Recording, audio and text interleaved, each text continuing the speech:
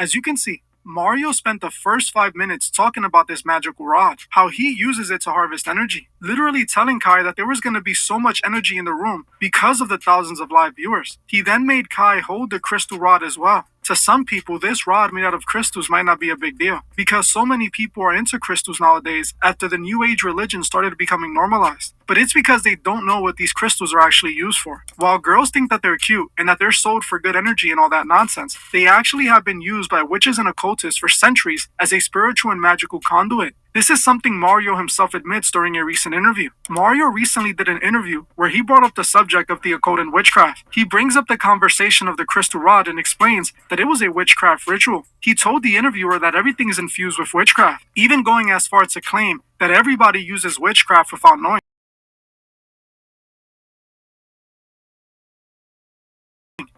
When you say witchcraft, do I don't think people critically think about how much witchcraft and what witchcraft actually represents and what it means, right? When you say it to a person who understands occult knowledge, and when I say that, I just mean the things that most people don't study, right? That's something that means you practice certain rituals based on intentions that have certain outcomes. Mm-hmm. You want to call it witchcraft? Cool. You want to call it spirituality? Cool. But I think that when people say, oh, that's witchcraft, it's because they don't understand that they also are involved in witchcraft and don't even know it in life. People performing on them.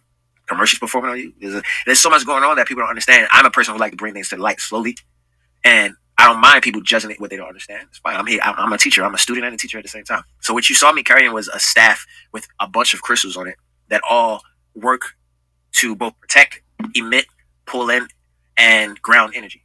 So it's about 16 different crystals I had on the staff. All of them have different purposes, and so at the top, I think I have an amethyst at the top and a quartz at the bottom, or vice versa. So quartz is magnifies energy. There's quartz crystals in your phones. There's crystals in computers. Why? Because they use as a conduit, right? They have some copper on there as well. Copper is what ancient Egyptians used to also ground energy and to protect and keep the energy flowing through their body. Then you have amethyst, which is a protection stone and cleansing stone. You have hematite and citrine and pyrite. Pyrite came from a meteorite that hit the planet over 50 million years ago. So pyrite represents vitality and movement. And also mercury, which is what I have tatted right here. A lot of people are like, oh, you got devil horns on your neck. That's not devil horns. It's mercury. And mercury represents communication and creativity. So a lot of the things that I do is based on intention and based on, it helps me to keep my energy protected, but it also helps me to keep things moving, because there's a lot of energy that's moving around us that we can't see every day. Mm-hmm. Right? So I believe in that. I've been studying that and I've been moving like that, and I feel like it keeps me it just keeps me protected and grounded and keeps me in the right space, bro. That's why I brought it.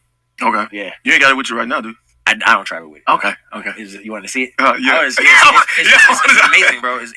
It's truly amazing, bro. And I would say this to people: if you're ever unsure about something, just do your research. Do your research, because what you'll find is that there may be something that you connect with and you be like, let me try this for myself, and it may be something that works for you and helps you in life. And you'd be surprised what our ancestors were into, how they were protecting themselves during times of the dark ages, and how they were praying and what they were praying to, and how they were getting supported in a lot of ways. Like, we can't be scared of the knowledge that's actually ours and for us. That's what I will say. We obviously when I grew up, everything was fearful. Everything was like, don't do that, nigga, you're gonna go to hell. Don't brush my feet with the spoon. Spit on the broom. Like, yeah. Don't split the pole. Don't split the pole. Don't, like, you give power to these things. Like, what are you giving power for? It's just like, you gotta take the power back into your own hands. We have to do that, because I'm gonna say this: there's a lot of witchcraft, because witchcraft can be both good and bad. Good and bad. There's a lot of witchcraft that's performed on our people that we don't even know it.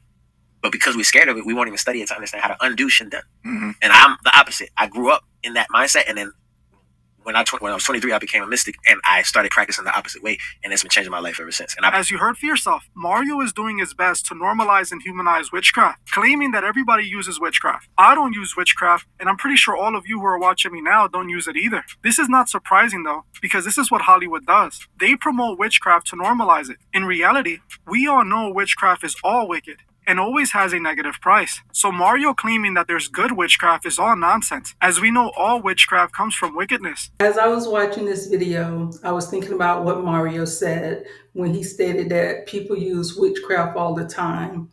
In a way, I agree with him, but at the same time, I don't agree with him.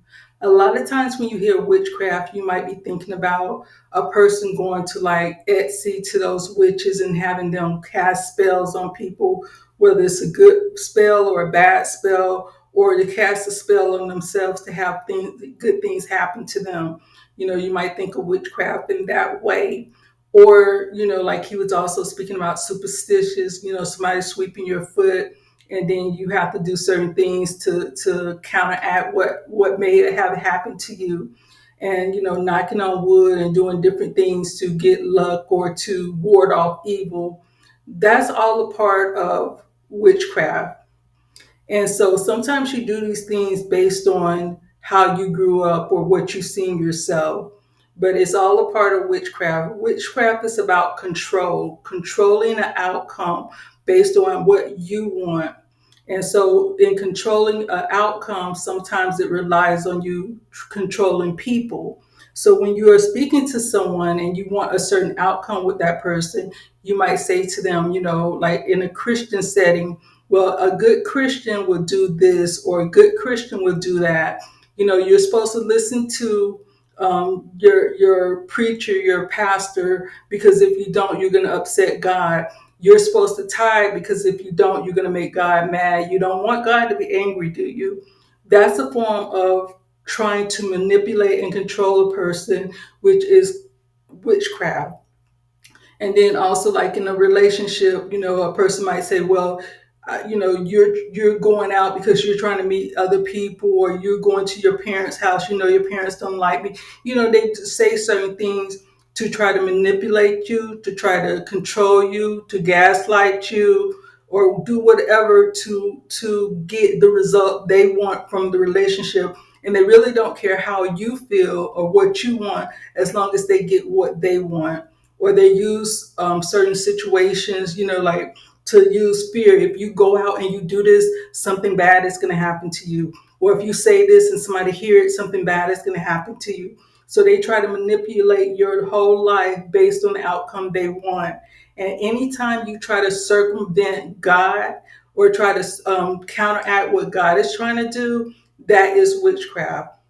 We don't have God. We have we have the Holy Spirit in us. So therefore, God did not give us a spirit of fear.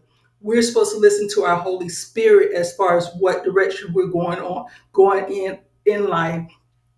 Just like with Jesus and Peter, when Jesus was saying that he had to go, I think he said to Jerusalem, and then Peter was like, no. And then Jesus' response to him, even though Peter was his friend, even though he loved Peter, he said, get behind me, Satan. The reason he did that is because he knew that was Satan talking to him. If he would have listened to Peter and did what Peter wanted, he would have circumvented what God wanted, and he would not have died on the cross. So when people try to manipulate you and try to control you, they don't know what God's plan is. God knows the plan that he has for your life.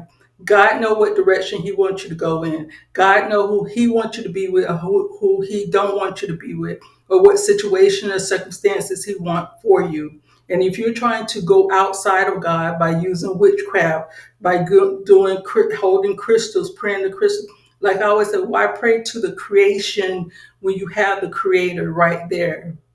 And so any of those things are witchcraft, because you're trying to eliminate God to get what you want. And we know Jesus said himself, not my will, but yours be done. Because it's up to God. God will direct our life. God will guide our life. He doesn't want anything bad for us. And sometimes what we think could be good for us, or the right thing for us, it can actually be the wrong thing for us. It could be actually something that hurt us, or actually something that leads us away from him and down the road of destruction.